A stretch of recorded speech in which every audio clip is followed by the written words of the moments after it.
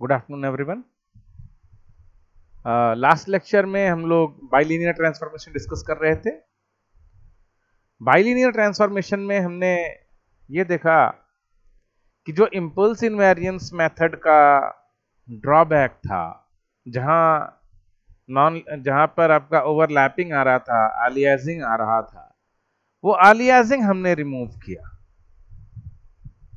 Bilinear transformation इसीलिए use किया जाता है ताकि वो अलियासिंग रिमूव हो सके, लेकिन उसकी वजह से क्या आ रहा है, नॉन लीनियरिटी। इसका हमने एक डेरिवेशन भी देखा था लास्ट लेक्चर में, बाइलिनियर ट्रांसफॉर्मेशन का। और उस डेरिवेशन में हमने क्या देखा था कि ये जो डेरिवेशन है ये निकल के आता है आपका ट्रेपेजोइडल रूल से। ट्रेपेजोइडल रूल क्या कहता है, इंटीग्रेशन का, न्यूमेरिकल इंटीग्रेशन का ट्रेपेजोइडल रूल क्या कहता है कि suppose we have an integration that is from nt minus t to nt, right, yt dt। ये एक इंटीग्रेशन है। अगर इसको हम ग्राफ के रूप में बनाना चाहें तो वो ग्राफ कुछ ऐसा दिखेगा कि यहां पर आपका है suppose n t minus t और यहां पर है सपोज एन टी, और ये जो इंटीग्रेशन है कुछ इस टाइप का है मान लो। तो जब हम इंटीग्रेशन करते हैं तो इंटीग्रेशन का मतलब होता है area under the curve. Integration का मतलब होता है एरिया अंडर द कर्व, ठीक ना। अब इस पोजीशन पर जो वैल्यू है और इस पोजीशन पर जो वैल्यू है, मींस ये वाला पोजीशन, ये वाला जो कर्व है आपका, इस कर्व का हमें इंटीग्रेशन करना है। हाँ जी, तो ये जो पोर्शन है nt माइनस टी से nt तक का, इसी को हमें इंटीग्रेट करना है from this point two this point. और इंटीग्रेशन का मतलब होता है एरिया अंडर द कर्व। सो ये जो कर्व है इसके अंडर का एरिया, ये पूरा एरिया अगर हम कैलकुलेट कर लें तो वो एरिया क्या कहलाएगा, ये इंटीग्रेशन की वैल्यू, ठीक ना। और इसीलिए हमने एक अप्रोक्सीमेशन किया कि ये जो शेप है, ये शेप में आप देखेंगे एक ये स्ट्रेट लाइन है और एक ये स्ट्रेट लाइन है, ठीक ना। और एक ये वाली जो लाइन है जो इस स्टार्टिंग पॉइंट से इस एंडिंग पॉइंट की ओर जा रहा है, अगर इसको हम एक स्ट्रेट लाइन अज्यूम करें in spite of a curve, अगर हम इसको एक स्ट्रेट लाइन अज्यूम करें तो ये जो शेप दिखता है ये एक ट्रेपेजॉइड का शेप दिखता है, और इस ट्रेपेजॉइड का जो एरिया होगा वही अप्रोक्सीमेटली इस इंटीग्रल की वैल्यू होगी। तो इस ट्रेपेजॉइड का एरिया क्या कहलाएगा, इस ट्रेपेजॉइड का एरिया होगा this value plus this value divided by 2 multiplied by this value. तो ये वैल्यू कितना है, y of nt minus T, ये वैल्यू कितना है y of nt। So y of nt minus T plus y of nt divided by 2 multiplied by ये distance कितना है, ये डिस्टेंस है t, so multiplied by t, ये आपका टोटल बनता है trapezoidal rule, area under the curve और वैल्यू ऑफ दिस इंटीग्रेशन। तो इसी ट्रेपेजॉइडल रूल का यूज किया गया है इस बाइलिनियर ट्रांसफॉर्मेशन को फाइंड आउट करने के लिए, ठीक है। ये कल आपने देखा ही था। इसके बाद हम आगे बढ़ते हैं। इसका एक अल्टरनेट मेथड भी है, एक अल्टरनेट मेथड भी है। वो अल्टरनेट मेथड कहां से आता है, वो आता है नेचुरल लॉगरिथमिक फंक्शन से, वो आता है नेचुरल लॉगरिथमिक फंक्शन से। जैसा कि इम्पल्स इनवेरियंस ट्रांसफॉर्मेशन में हमने देखा z is equal to e raise to s t, ये फंक्शन आपके पास आ रहा था z is equal to e raise to s t. Generally हम यही रिलेशन यूज करते हैं, यही सब्स्टिट्यूशन यूज करते हैं ट्रांसफॉर्मेशन के लिए, where t is sampling period. यहां से हमारे पास s की वैल्यू क्या निकल के आ रही है? अगर s की वैल्यू हम कैलकुलेट करें तो आती है 1/t ln z, और लॉगरिथमिक फंक्शन का जो एक एक्सपेंशन होता है वो है ln 1 plus x by 1 minus x is equal to 2x plus 2/3 x cube plus 2/5 x5 plus 2/7 x7। ये एक सीरीज चलती चली जाती है, ये इस फंक्शन का एक्सपेंशन है। तो हमने x की जगह क्या पुट किया? z minus 1/z plus 1, z minus 1/z plus 1 इसकी जगह हमने पुट किया। आप अगर इस अंदर वाले फंक्शन को सॉल्व करेंगे तो यहां से z ही निकल के आता है, means this is equal to z। ठीक है, तो वहां से z ही निकल के आता है, मींस ये पूरा जो ये ब्रैकेट में आपके लिखा हुआ है इसका मतलब क्या है? z। मतलब हमने इसको थोड़ा सा मैनिपुलेट किया और इसको इस फॉर्म में लिखा। और अब जब हम लॉगरिथमिक फंक्शन यूज करते हैं तो लॉगरिथमिक फंक्शन आपका ये बनता है s is equal to 2/t within bracket z minus 1 upon z plus 1 plus 1/3 z minus 1 upon z plus 1 whole cube plus 1/5 z minus 1 upon z plus 1 whole power 5 and dot dot. ये जो series चलती चली जा रही है इसमें जो higher powers हैं उन हायर पावर्स को हम रिमूव कर सकते हैं, उसको हम एक्सक्लूड कर सकते हैं, क्योंकि यहां पर देखो 1/3 का मल्टीप्लीकेशन है, मींस 3 से डिवीजन है, यहाँ 5 से डिवीजन है, आगे 7 से डिवीजन है। और ये जो z minus 1 upon z plus 1 का टर्म है इसमें आप देखेंगे z प्लस 1 की वैल्यू हमेशा z माइनस 1 से बड़ी होगी,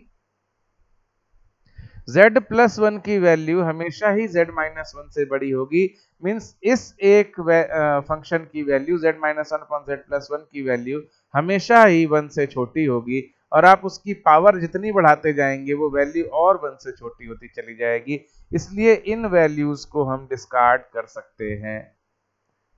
तो अप्रोक्सीमेटली इसकी वैल्यू आती है s की 2/t z minus 1 upon z plus 1 और 2/t 1 minus z inverse upon 1 plus z inverse. तो यहां से भी आपका जो ट्रांसफॉर्मेशन निकल के आता है, s और z में रिलेशन निकल के आता है, वो यही आता है कि s is equal to 2/t 1 minus z inverse upon 1 plus z inverse, जो कि आपके ट्रेपेजोइडल रूल से भी आया था। s is equal to 2/t z minus 1 upon z plus 1 और 2/t 1 minus z inverse upon 1 plus z inverse. इसका मतलब क्या हुआ कि अभी तक इंपल्स इनवेरियंस ट्रांसफॉर्मेशन में जहां हमें ai divided by s minus pi के फॉर्म में अपने hs को करना पड़ रहा था, ai divided by s minus pi के फॉर्म में hs को करना पड़ रहा था बाय यूजिंग पार्शियल फ्रैक्शन, अब वो करने की जरूरत नहीं है। अब hz आपका क्या बनेगा? डिजिटल फिल्टर आपका क्या बनेगा? hz will be equal to has when s is transformed to 2/t 1 minus z inverse upon 1 plus z inverse। Basically इस 2/t का भी कोई मतलब नहीं है, वो अभी आगे बताऊंगा, वो अभी आगे आएगा। लेकिन ट्रेपेजोइडल रूल से क्या निकल के आया? s is transformed to 2/t 1 minus z inverse upon 1 plus z inverse. मतलब hs जैसा भी दिया हो आपको सिर्फ और सिर्फ s की जगह 2/t 1 minus z inverse upon 1 plus z inverse put करना है और आपका बाइलिनियर ट्रांसफॉर्मेशन के थ्रू hz रेडी है, डिजिटल फिल्टर रेडी है। ठीक है जी। Properties of the bilinear transformation, जैसा कि हमने इंपल्स इनवेरियंस टेक्निक में देखा जहां z is equal to e raise to s t आ रहा था, और वहां हमने s की value sigma plus j ohm put की, z की value r e raise to j omega put की, और रियल और इमेजिनरी पार्ट को कंपेयर किया। फिर उसके बाद हमने ये चेक किया कि क्या मैपिंग हमारी करेक्ट है। तो वहां से हमें क्या मिला था इंपल्स इनवेरिएंस ट्रांसफॉर्मेशन में, कि हमारी मैपिंग करेक्ट है, लेकिन सिर्फ लो फ्रीक्वेंसीज के लिए करेक्ट है, हाई फ्रीक्वेंसीज के लिए करेक्ट नहीं है। हाई फ्रीक्वेंसीज पर ओवरलैपिंग आ रही थी। अब हम बाइलिनियर ट्रांसफॉर्मेशन में इसी चीज को चेक करेंगे कि क्या हमारी मैपिंग करेक्ट है, और अगर करेक्ट है तो क्या फ्रीक्वेंसी स्केल पर भी करेक्ट है, क्या ये 1-to-1 मैपिंग है या मेनी टू वन मैपिंग ही है अभी भी। तो हमने फिर से s is equal to sigma plus j ohm और z is equal to e raise to j omega put किया, और इसको पुट करने के बाद जब हमने रियल इमेजिनरी पार्ट को अलग अलग किया तो वहां से हमारे पास क्या निकल के आया, वहां से हमारे पास निकल के आया sigma is equal to 2/t r square minus 1 divide by 1 plus r square plus 2r cos omega, and om is equal to 2/t 2r sin omega divide by 1 plus r square plus 2r cos omega. और om की value जो frequency axis है आपका, frequency axis S domain में कहां पर है, जहां पर सिग्मा 0 है। एक्सिस कहां पर है, जे ओम एक्सिस, जहां सिग्मा 0 है। जब हम सिग्मा को 0 बनाते हैं, मींस आर को 1 बनाते हैं, उस टाइम पर ओम की वैल्यू क्या होगी, जब r की वैल्यू 1 होगी और सिग्मा की वैल्यू 0 होगी, उस टाइम पे r की वैल्यू आती है 2/t sin omega upon 1 plus cos omega, and considering half angle means omega by 2, तो ये क्या बनेगा sin 2 ओमेगा बाई 2, ये क्या बनेगा cos 2 omega by 2, and sin 2 theta divided by 1 plus cos 2 theta is equal to tan theta. sin 2 theta divide by 1 plus cos 2 theta is equal to tan theta. ये property है, आप इसको solve भी कर सकते हैं, ठीक है जी।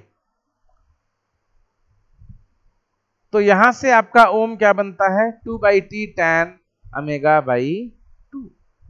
तो अब एक रिलेशन आपके पास सिग्मा का ये रहा और दूसरा रिलेशन आपके पास ओम का ये रहा।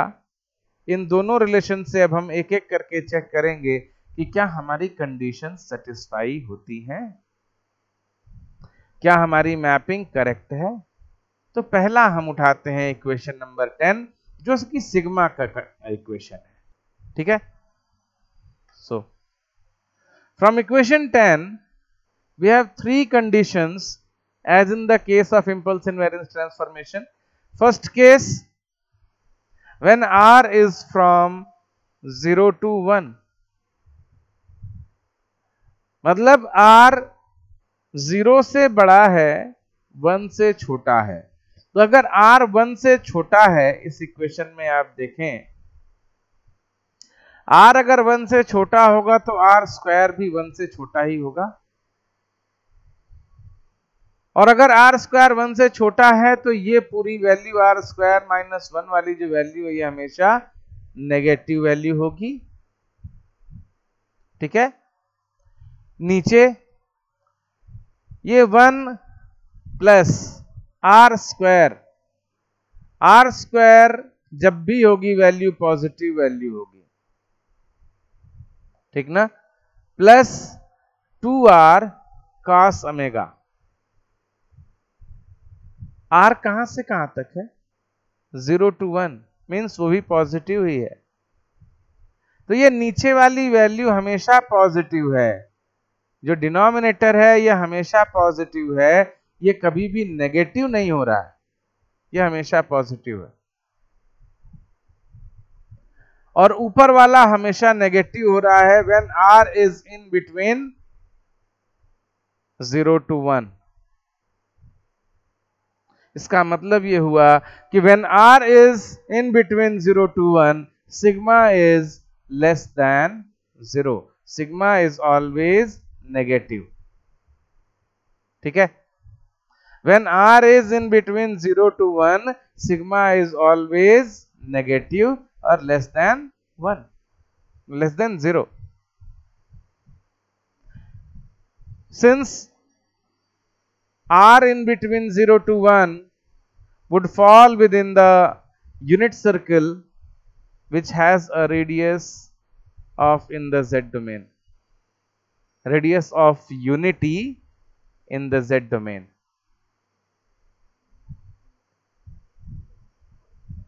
जीरो से 1 के बीच में है r, मतलब इनसाइड द यूनिट सर्कल है,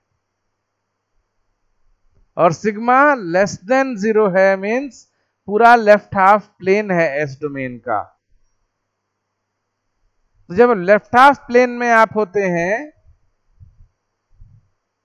देखो नीचे क्या लिख रहा है, since sigma less than 0 it would be a negative value and would be mapped on the left hand side of the graph in the S domain. जब आप लेफ्ट हाफ में होते हैं, सारे पोल्स लेफ्ट हाफ में होते हैं S plane में, तो सिस्टम कैसा होता है, stable.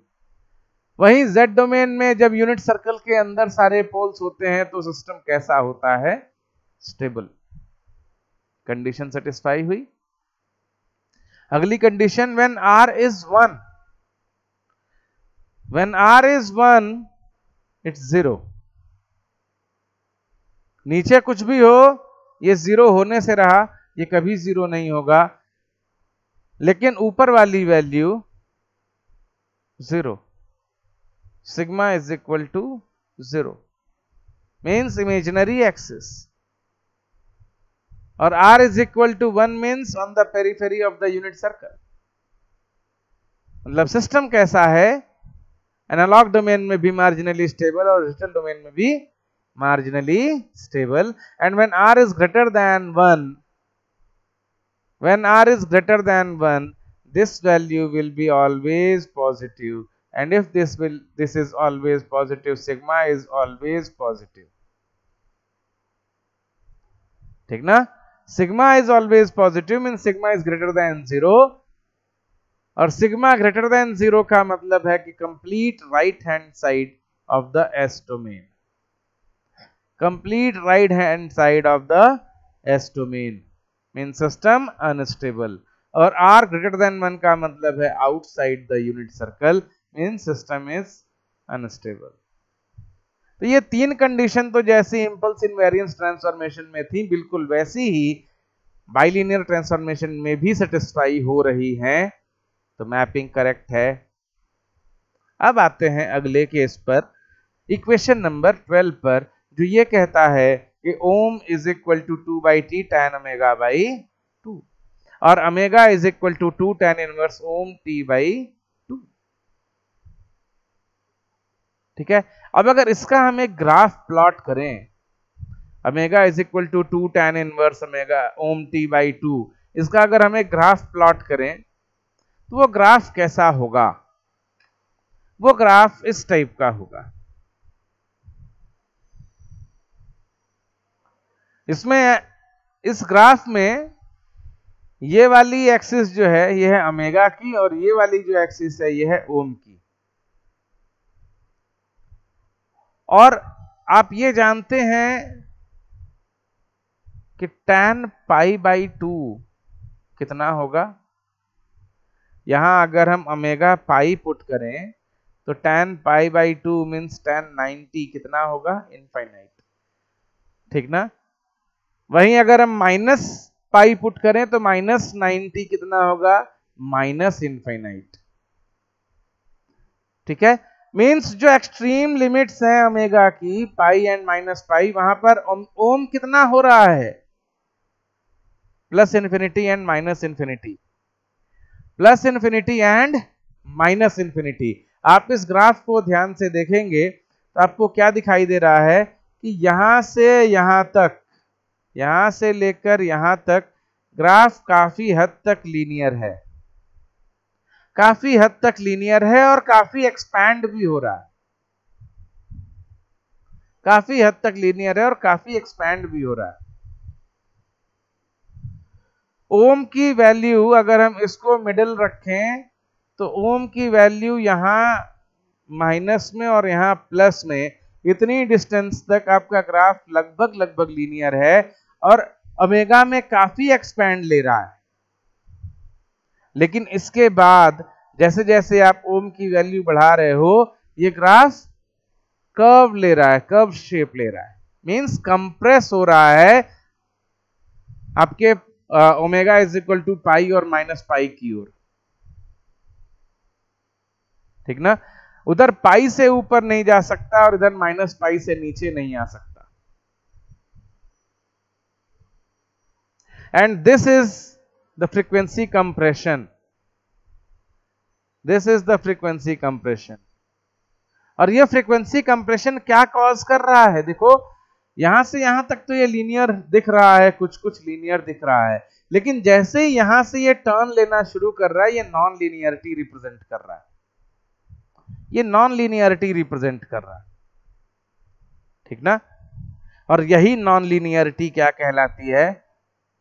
Frequency warping, frequency warping.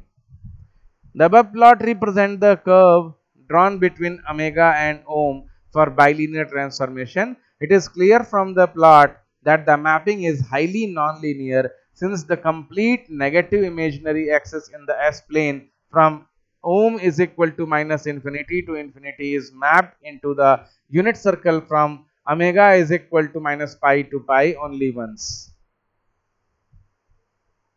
पूरी रेंज ओम is equal to minus infinite से इन्फिनाइट की पूरी range omega is equal to minus pi से पाई के बीच में मैप हो रही है। ठीक है, और एक ही बार में मैप हो रही है, और यही आपके ग्राफ में नॉन लीनियरिटी कॉज कर रहा है। And this non linearity introduces a distortion in the frequency axis which is called frequency warping. Now, what is pre-warping? What is pre-warping? अभी तक हमने देखा कि जब हम बाइलिनियर ट्रांसफॉर्मेशन यूज कर रहे हैं, एक एनालॉग फिल्टर को डिजिटल फिल्टर में कन्वर्ट करने के लिए जब हम बाइलिनियर ट्रांसफॉर्मेशन यूज कर रहे हैं, तो वहां क्या आ रहा है? Frequency warping. उसको रिड्यूस कैसे करेंगे? उसको रिड्यूस करने का एक तरीका है प्री वार्पिंग। इसको रिड्यूस करने का एक तरीका है प्री वार्पिंग। अगर हम प्री वार्पिंग करते हैं तो ये जो नॉन लीनियरिटी का इफेक्ट है, इसको हम रिड्यूस कर सकते हैं। We can remove the warping problem using a simple technique. All we have to do to get a digital IIR filter with the same desired cutoff frequency as omega c is to design an analog filter with a cutoff frequency that maps to omega c after bilinear transformation. We call this process pre-warping. We need to pre-warp the analog filters. मतलब ये कि जब आपके पास HS ready है, तब तो आप उस पे बाइलिनियर ट्रांसफॉर्मेशन यूज करेंगे, तब तो आप उसको वार्प करेंगे। लेकिन जो आप एनालॉग फिल्टर डिजाइन कर रहे हैं HS, वो कैसे डिजाइन कर रहे हैं? उसके लिए आपको स्पेसिफिकेशन चाहिए होगा। स्पेसिफिकेशन तो आपको डिजिटल फिल्टर का मिलेगा, क्योंकि डिजाइन आपको कौन सा फिल्टर करना है? डिजाइन आपको डिजिटल फिल्टर करना है। ध्यान देना, इस चीज को थोड़ा कंफ्यूजिंग हो सकता है। डिजाइन आपको करना है डिजिटल फिल्टर, लेकिन IIR फिल्टर डिजाइन करने का टेक्निक यह है कि पहले हमें एनालॉग प्रोटोटाइप बनाना है। तो जो डिजिटल फिल्टर के स्पेसिफिकेशंस हमारे पास हैं, उन स्पेसिफिकेशन से हमें सबसे पहले एनालॉग प्रोटोटाइप बनाना है। और वो एनालॉग प्रोटोटाइप हम कैसे बनाएंगे? उस एनालॉग प्रोटोटाइप को बनाने के लिए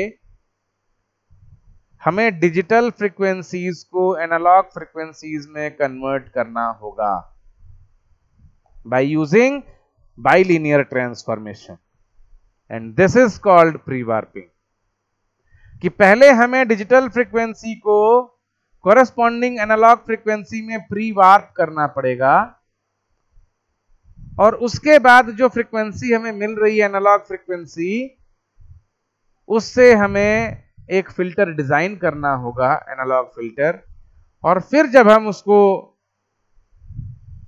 कन्वर्ट करेंगे बाय यूजिंग बाइलिनियर ट्रांसफॉर्मेशन, तो जो वार्पिंग होगी उसका इफेक्ट खत्म हो जाएगा।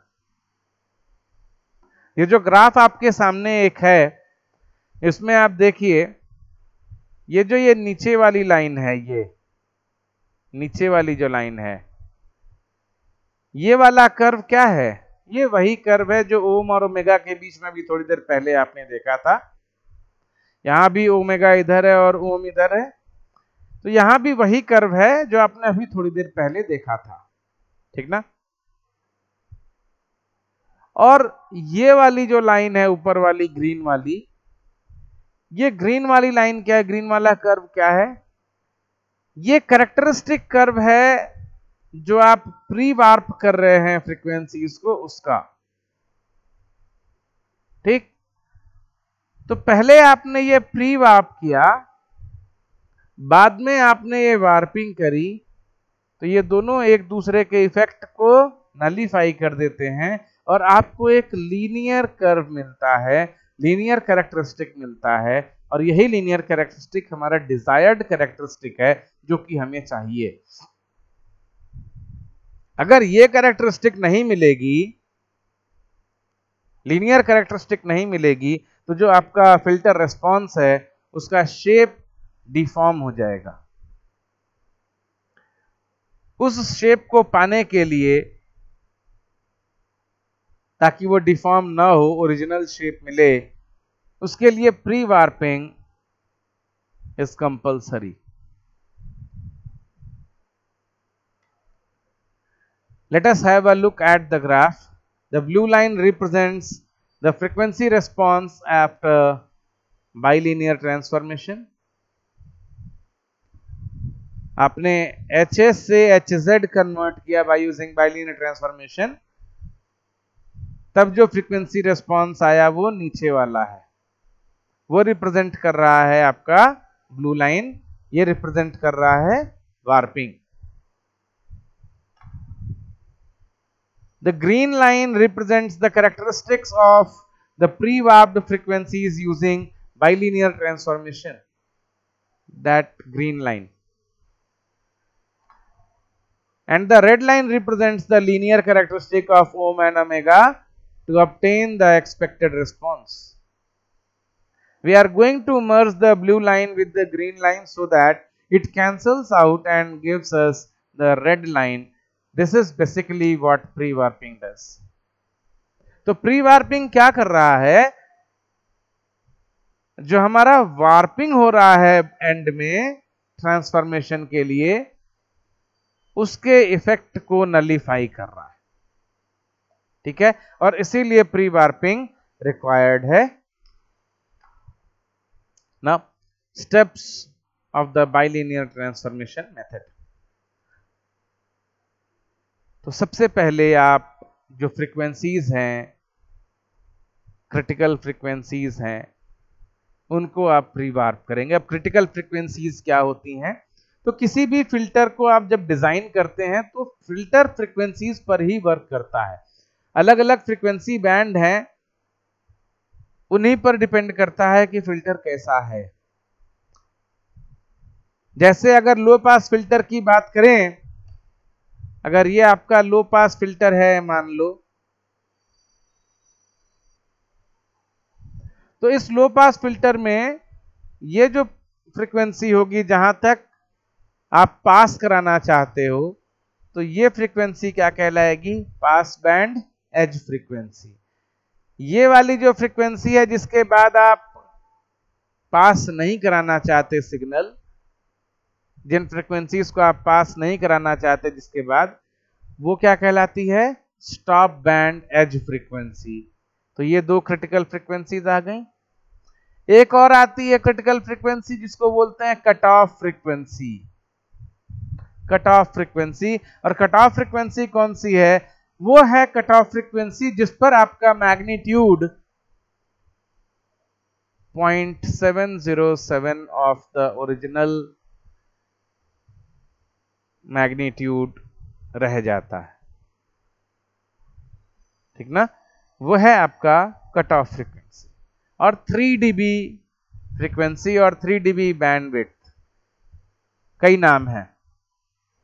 3 dB फ्रीक्वेंसी और 3 dB बैंडविड्थ और कट ऑफ फ्रीक्वेंसी वो फ्रीक्वेंसी है जहां पर आपका magnitude 0.707 of the original magnitude रह जाता है, वही है आपका कट ऑफ फ्रीक्वेंसी। तो ये जो फ्रीक्वेंसीज हैं ये क्या कहलाती हैं? Critical frequencies. और यही आपको स्पेसिफिकेशन दिए रहते हैं फिल्टर डिजाइनिंग के लिए। इन्हीं स्पेसिफिकेशन से आपको डिजिटल फिल्टर डिजाइन करना है, उसके पहले एनालॉग प्रोटोटाइप डिजाइन करना है। तो सबसे पहले आपका काम क्या होगा कि जो स्पेसिफिकेशन गिवन है, डिजिटल क्रिटिकल फ्रीक्वेंसीज आपको गिवन है, उन डिजिटल क्रिटिकल फ्रीक्वेंसीज को या कॉर्नर फ्रीक्वेंसीज को आप कन्वर्ट करेंगे, आप प्री वार्प करेंगे into analog, corresponding analog frequencies में। ठीक ना? उसके बाद जो कॉरेस्पॉन्डिंग एनालॉग फ्रीक्वेंसीज आपको मिली हैं उनसे आप डिजाइन करेंगे एक एनालॉग प्रोटोटाइप फिल्टर। और जब आप एक एनालॉग प्रोटोटाइप फिल्टर डिजाइन कर लेंगे तब उसको आप कन्वर्ट बैक करेंगे, ट्रांसफॉर्म बैक करेंगे बाय यूजिंग बाइलिनियर ट्रांसफॉर्मेशन।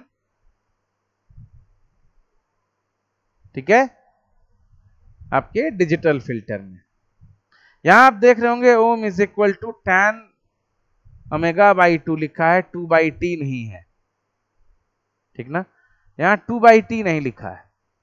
अच्छा, 2/t आप लगा भी सकते हैं, हटा भी सकते हैं। क्यों? जब तक आपको डायरेक्ट फ्रीक्वेंसीज दे दी गई हैं, एनालॉग फ्रीक्वेंसीज दे दी गई हैं, या ये कहा गया है कि ये HS है आपके पास रेडी, इसको आपको कन्वर्ट करना है HZ में, तो वहां तो आपको 2/t लगाना मस्ट है। अगर आपके क्वेश्चन में गिवन है कि आपको HS दे दिया गया है, आपको HZ कन्वर्ट करना है बाय यूजिंग बाइलिनियर ट्रांसफॉर्मेशन, वहां तो 2/t लगाना मस्ट है।